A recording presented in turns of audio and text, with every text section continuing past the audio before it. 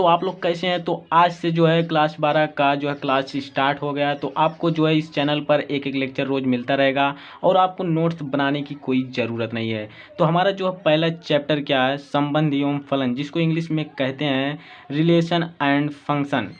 तो इसमें हम सबसे पहले जो है संबंध के बारे में पढ़ेंगे। संबंध क्या होता है, इसको इंग्लिश में रिलेशन जानते ही कहते हैं। तो संबंध का जो अर्थ होता है वो मिलना या जुड़ना होता है। तो इसकी परिभाषा क्या है, जैसे दो वस्तुएं परस्पर संबंधित होती हैं यदि उनके बीच एक अभिन्न संयोजन हो। तो हम इस डिफिनीशन को नहीं देखने वाले हैं, हम समझते हैं अपनी बोलचाल की भाषा में। जैसे मान लीजिए, जैसे पिता का पुत्र से संबंध होता है और भाई का बहन से होता है, फिर पति का पत्नी से होता है और गुरु का शिष्य से होता है। ये तो आप जो जानते ही हैं कि यह संबंध होता है। तो इसी तरह से जो है हमारे जो है गणित में भी संबंध होता है, हमारे गणित में भी संबंध होता है। जैसे यहाँ पर देखिए 3 बड़ा है 1 से, और यहाँ पर जो है 5 का वर्ग है बराबर 25, और यहाँ a नहीं बराबर है b। तो यहाँ पर जो आप देख रहे हैं ये जो चिन्ह लगा है बड़ा का, तो इसे ही कहते हैं क्या, इसे ही कहते हैं संबंध। इसी चिन्ह को संबंध कहते हैं। और यहाँ पर जो बराबर का चिन्ह लगा है इसे ही कहते हैं संबंध। और यहाँ पर जो नहीं बराबर का चिन्ह लगा है इसे भी कहते हैं संबंध। तो आप इसका मतलब समझ रहे हैं, यहाँ पर यह बता रहा है कि a नहीं बराबर है b। तो यह संबंध यह बता रहा है कि a नहीं बराबर है b, और यहाँ पर ये जो संबंध बता रहा है कि अगर हम 5 का वर्ग करेंगे तभी 25 होगा, और यहाँ पर 25 है ये है। तो यह बराबर बता रहा है कि ये दोनों बराबर हैं, यह संबंध बता रहा है दोनों में। और यहाँ पर जो है संबंध यह बता रहा है कि 3 बड़ा है 1 छोटा है। तो ये इस तरह से जो है मैथ में जो है आपके संबंध रहते हैं। तो संबंध के अंतर्गत हम सबसे पहला हेडिंग पढ़ने वाले हैं, इसमें हम सबसे पहले जो है पढ़ने वाले हैं समुच्चयों का कार्तीय गुणन। तो समुच्चयों का कार्तीय गुणन क्या होता है इसको समझते हैं। तो जैसे मान लीजिए आपको a बराबर इतना जो है मजला ब्रैकेट में आपको दिया गया है। तो इसका मतलब क्या होता है कि a बराबर, ये जो है इसके अंदर जो लिखे गए हैं 1 2 3 ये अवयव हैं, यानी कि हमको समुच्चय a दिया है, समुच्चय a बराबर इतना दिया है, और समुच्चय b बराबर कितना दिया है 2 4। इसके अंदर जो लिखे गए अंक हैं 1 2 3 ये अवयव हैं, समुच्चय के अवयव हैं।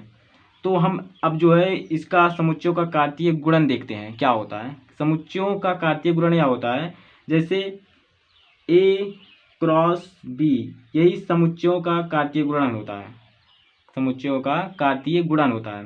तो समुच्चयों का a का क्रॉस b के साथ, यही जो होता है कार्तीय गुणन होता है।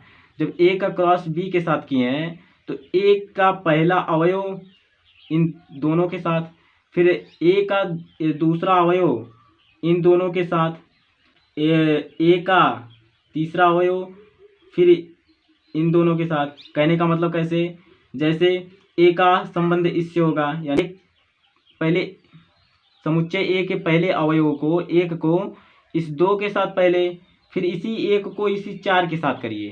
कहने का मतलब जैसे 1 कामा 2 क्या हो गया, फिर इसी 1 को 4 से 1 कामा 4 ऐसे हो गया। फिर अब जो है समुच्चय b के दूसरा अवयव ये 2 जो है, इस 2 को पहले 2 के साथ, फिर इसी 2 को 4 के साथ, 2 कामा 2, फिर इसके बाद 2 कामा 4। अब इस 3 को इस 2 के साथ, फिर इसी 3 को इस 4 के साथ, फिर क्या होगा 3 कामा 2, फिर इसके बाद यहाँ पर 3 कामा 4। तो अब जो है हमको a क्रॉस b मिल गया। तो इस तरह से हम जो है समुच्चयों का कार्तीय गुणन निकालते हैं। तो अब एक चीज़ आप नोटिस कीजिए, जो है यहाँ पर आप लिखे हैं 1 कामा 2, यहाँ पर आप जोड़े के रूप में लिखे हैं। इसे क्या कहते हैं, इसे कहते हैं ऑर्डर्ड पेयर, यानी कि क्रमित युग्म कहते हैं।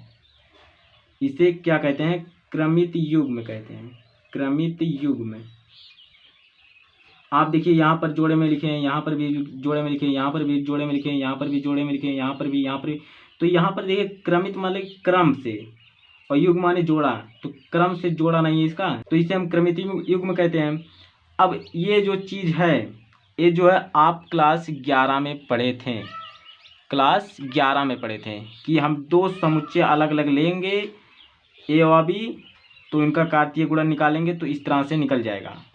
लेकिन हम क्लास 11 में ये पढ़कर आए हैं, तो अब हम क्लास 12 में क्या करेंगे, जैसे मान लीजिए समुच्चय ए है 1 2 3 4, मान लीजिए ये है, और समुच्चय ए की तरह ही एकदम, समुच्चय ए की तरह ए मतलब ए समुच्चय ए है, तो इसी समुच्चय ए की तरह बिल्कुल यही समुच्चय फिर रहेगा 1 2 3 4, तो इस तरह से हम दो समुच्चय हमको हो जाएगा, मतलब एक ही समुच्चय रहेगा, इसका जो है हमको कार्तीय गुणन निकालना होगा। इसका एग्जाम्पल देखते हैं।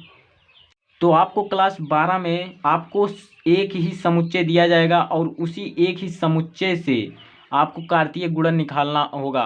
तो जैसे हमको दिया है, एक ही समुच्चय दिया, देखिए समुच्चय ए जो है वो भी उतने ही उसमें अवयव हैं और समुच्चय बी में भी उतने ही अवयव हैं और सेम है। तो अब जब सेम है तो इनका कार्तीय गुणन निकालने के लिए, जैसे ए क्रॉस बी कार्तीय गुणन यही होता है, A cross B, A cross A निकाला जाएगा इसमें, ए क्रॉस ए, तो ए क्रॉस ए निकालेंगे तो क्या होगा, तो ए का एक के साथ पहले क्या हो जाएगा, एक के साथ एक, फिर एक का इसी दो के साथ करेंगे, एक का दो के साथ, फिर इसी एक का तीन के साथ करेंगे, क्या करेंगे, एक का तीन के साथ, फिर इसी एक का चार के साथ करेंगे, एक का चार के साथ। अब इसी प्रकार से दो का एक के साथ, दो का एक के साथ, और फिर इसी दो का दो के साथ, यहाँ पर लिख देते हैं दो का दो के साथ, फिर इसी दो का तीन के साथ करेंगे, दो का तीन के साथ, और इसी दो का तीन के साथ हो गया, इसी दो का चार के साथ, इसी दो का चार के साथ। अब इसी तीन का एक के साथ, इसी तीन का एक के साथ, फिर इसी तीन का दो के साथ, तीन का दो के साथ, फिर और देखिए यहाँ पर इसी तीन का तीन के साथ, तीन का तीन के साथ, इसी तीन का चार के साथ, चार के साथ, और यहीं इसी चार का एक के साथ, चार का एक के साथ, और इसी चार का दो के साथ,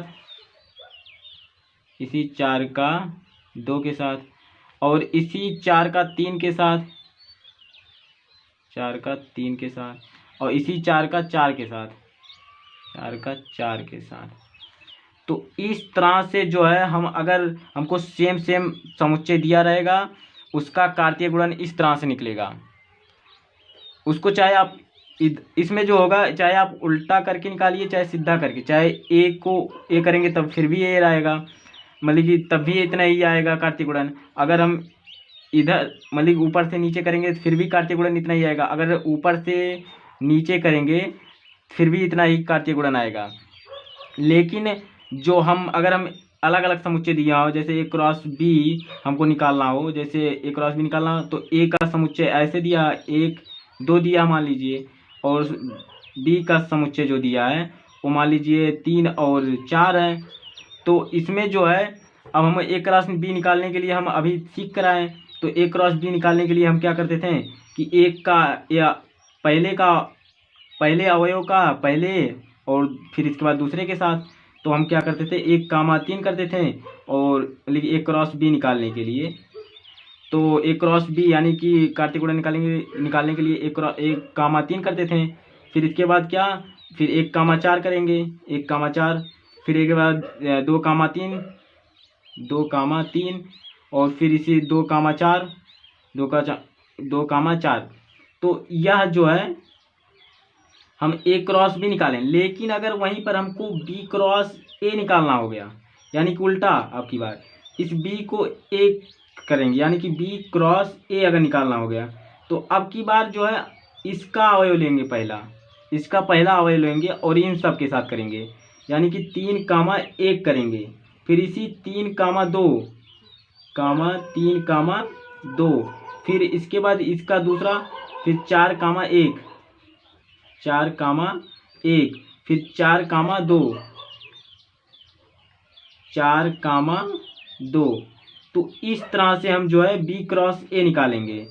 लेकिन 12 में जो हम पढ़ेंगे उसमें तो चाहे हम उल्टा करें चाहे सीधा, बात ही एक ही रहेगा। लेकिन 11 में जो हम पढ़ रहे थे वो उल्टा सीधा करके पढ़ रहे थे, यानी कि एक बार A क्रॉस B निकालना होता था और एक बार B क्रॉस A। अगली लेक्चर में जो हम जानेंगे समुच्चयों के प्रकार के बारे में और कुछ ऐसी बातें होंगी जो जानेंगे। तो आज की इस लेक्चर में बस इतने ही।